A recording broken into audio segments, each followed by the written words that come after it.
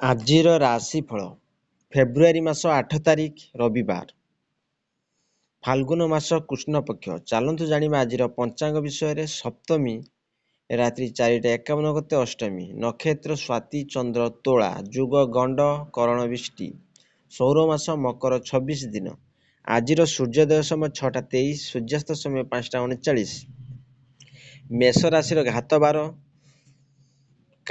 ଚାଲନ୍ତୁ ଜାଣିବା ଆଜିର କାଳବେଳା। କାଳବେଳା ଓ ବାରବେଳା ଦିବା 10ଟା 34 ଗତେ 1ଟା 24 ମଧ୍ୟ, ବିଶୁଦ୍ଧି ବା ଅମୃତ ବେଳା ଦିବା 7ଟା 12 ଗତେ 10ଟା 23 ମଧ୍ୟ, ରାତ୍ରି 7ଟା 14 ଗତେ 8ଟା 50 ମଧ୍ୟ, ବିଶୁଦ୍ଧି ବା ମହେନ୍ଦ୍ର ବେଳା ଦିବା 7ଟା 11 ମଧ୍ୟ ଓ 1ଟେ 25 ଗତେ 2ଟା 26 ମଧ୍ୟ।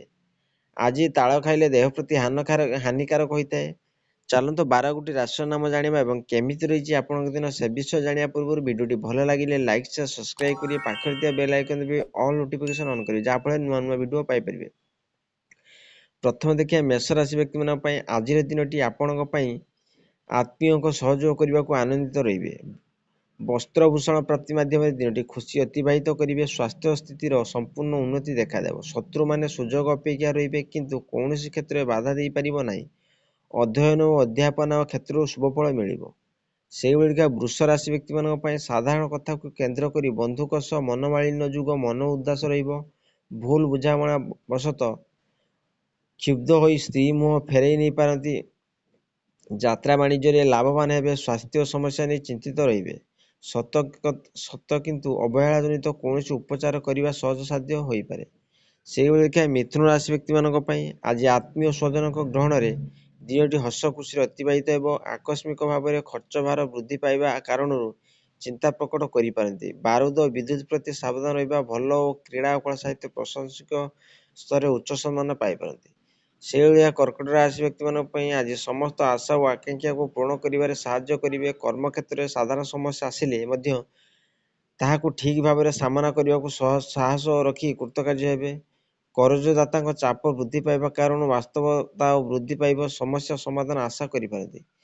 ସେଇଭଳିକା ସିଂହ ରାଶି ବ୍ୟକ୍ତିମାନଙ୍କ ପାଇଁ ଆଜି ସମ୍ପର୍କୀୟମାନଙ୍କ କାର୍ଯ୍ୟକଳାପ ନିଜ ପାଇଁ ଅସନ୍ତୁଷ୍ଟ ସୃଷ୍ଟି କରିବାରେ ସହାୟକ ହେବ। ପାରିବାରିକ କ୍ଷେତ୍ରରେ କିଛି କହିବା ଅପେକ୍ଷା ବରଂ ନୀରବ ରହିପାରିବେ ଭଲ। ପ୍ରତ୍ୟୁଷ ଯାତ୍ରାରେ ଓ ସଫଳତା ମିଳିବ। ଆଜି ଦିନଟି ଶିଳ୍ପ, ବାଣିଜ୍ୟ, ବ୍ୟବସାୟ ତଥା ପରିବହନ ସକାଶେ ବହୁତ ଭଲ। ସେଇଭଳି ଦେଖିବା କନ୍ୟା ରାଶି ବ୍ୟକ୍ତିମାନଙ୍କ ପାଇଁ ଆଜି ଅର୍ଥ ଲାଭ କରାଇବା ସହ ସମସ୍ୟା ସମାଧାନ ପାଇଁ ସଂସ୍ଥା ପରିଷ୍କାର କରିଦେବେ। ତଥାପି ଖେଳ କଥାରେ ପ୍ରଭାବିତ ହୋଇ ଚିତ୍ରା ନକ୍ଷତ୍ର ପରିବାର ସକାଶେ କିଛିଟା ଗୋଳମାଳିଆ ପରିସ୍ଥିତି ସୃଷ୍ଟି ହେବାର ଆଶଙ୍କା ରହିଛି। ନିଜ ପରିସରରେ ପିଲାମାନଙ୍କ ସକାଶେ ଅନ୍ୟମାନଙ୍କ ନିକଟରେ ମୁଣ୍ଡ ନୁଆଇବାକୁ ପଡ଼ିବ। ସେଇଭଳିକା ତୁଳା ରାଶି ବ୍ୟକ୍ତିମାନଙ୍କ ପାଇଁ ଆଜି ପ୍ରତ୍ୟେକ କ୍ଷେତ୍ରରେ ଉପସ୍ଥିତ ବୁଦ୍ଧି ଓ କୂଟନୀତି ପ୍ରୟୋଗ କରି କାମ ହାସଲ କରିପାରିବେ। ପାଇବାକୁ ଥିବା ଅର୍ଥ କିମ୍ବା କୌଣସି ଜିନିଷପତ୍ର ପାଇବାରେ କଳହର ସମ୍ମୁଖୀନ ହୋଇପାରନ୍ତି। ଅଫିସରେ କିମ୍ବା କର୍ମକ୍ଷେତ୍ରରେ ଗୁଡ଼ାଏ କାମ ହାତକୁ ନେଇ ବ୍ୟତୀତ ଦେବା ଅପ୍ରିୟ ସତ୍ୟତା ପ୍ରକାଶ କରିବା ଦ୍ୱାରା ସମ୍ମାନ ବୃଦ୍ଧି ପାଇବ। ସେଇଭଳିକା ବିଛା ରାଶି ବ୍ୟକ୍ତିମାନଙ୍କ ପାଇଁ ଆଜି ମନ ଅସ୍ଥିର ରହିବ, କିନ୍ତୁ କୌଣସି ବ୍ୟବହାର୍ଯ୍ୟ ଓ ମୂଲ୍ୟବାନ ଜିନିଷ କୌଣସି ଦିଗରେ ମନ ବଳାଇ ପାରନ୍ତି। ଯେକୌଣସି କ୍ଷେତ୍ରରେ ହେଉନା କାହିଁକି ଆଜି ଆପଣ ପ୍ରତିଦ୍ୱନ୍ଦିତା କଲେ କିଛି ଲାଭ ହେବ ନାହିଁ। ଏଜେନ୍ସି, ସାମ୍ବାଦିକତା, ରାଜନୀତି ଓ ସାହିତ୍ୟ ପ୍ରବୃତ୍ତିରୁ ସୁଫଳ ପାଇବେ। ସେଇଭଳିକା ଧନୁ ରାଶି ବ୍ୟକ୍ତିମାନଙ୍କ ପାଇଁ କାଲିର ପରିସ୍ଥିତି କ୍ରମଶଃ ବଦଳିଯିବା ସାଙ୍ଗକୁ ସଙ୍କଟମୁକ୍ତ ହୋଇପାରନ୍ତି। ଦିନର ପ୍ରତ୍ୟେକ କ୍ଷେତ୍ରରେ ପରୋକ୍ଷ ଶତ୍ରୁତା ପ୍ରଭାବ ଅନୁଭବ କରିବାକୁ ପଡ଼ିପାରେ। ଅନ୍ୟମନସ୍କତା କିମ୍ବା ବିସ୍ମରଣ ଜନିତ କୌଣସି ଜିନିଷ ହରାଇ ପାରନ୍ତି। ସହକର୍ମୀ, ଭାଇ ଭଉଣୀ, ଅଧସ୍ତନ କର୍ମଚାରୀଙ୍କ ଦ୍ୱାରା କାର୍ଯ୍ୟ ସାଧନ କରିବେ।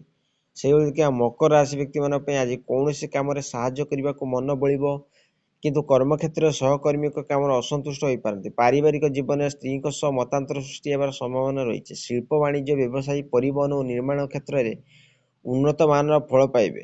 ସେଇଭଳିକା କୁମ୍ଭ ରାଶି ବ୍ୟକ୍ତିମାନଙ୍କ ପାଇଁ ଆଜି ପାରିବାରିକ ଜୀବନ ଓ କର୍ମକ୍ଷେତ୍ରରେ ସରଳକୃତ ହେବେ। ତଥାପି କେତେକ କ୍ଷେତ୍ରରେ ଜାଣିଶୁଣି ନୀରବତା ଅବଲମ୍ବନ କରିବାକୁ ବାଧ୍ୟ ହେବେ।